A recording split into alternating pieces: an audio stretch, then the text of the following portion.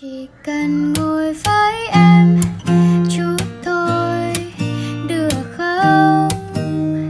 Nhìn vào đôi mắt em thấy sao một thế giới màu hồng. Dù môi đang cách nhau một chút, nhưng mà vì em chưa muốn phiêu rồi thích anh hơi nhiều.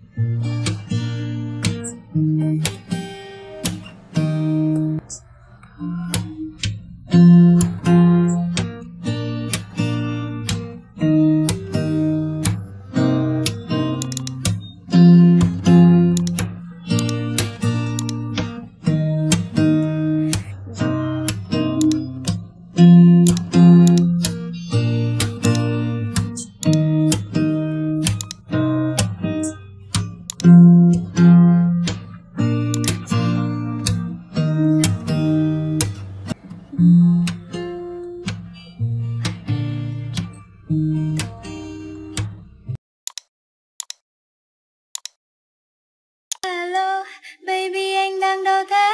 Anh ngồi sofa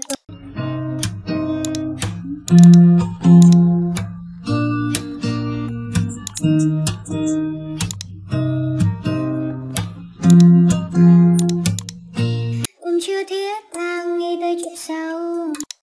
Chỉ cần ngồi với em chút thôi.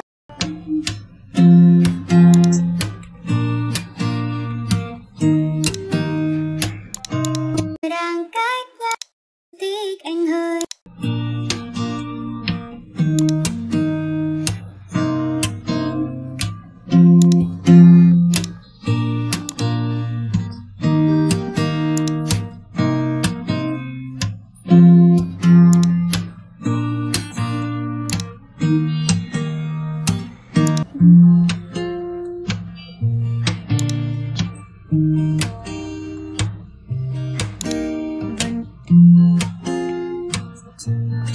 Chỉ cần ngồi với em chút thôi được không?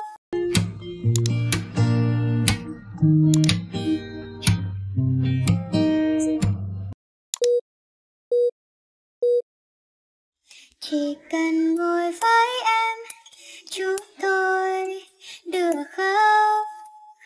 Nhìn vào đôi mắt em thấy sao một thế giới màu hồng. Dù môi đang cách nhau một chút, nhưng mà vì em chưa muốn phiêu rồi thích anh hơi nhiều. Chỉ cần ngồi với em chút thôi được không?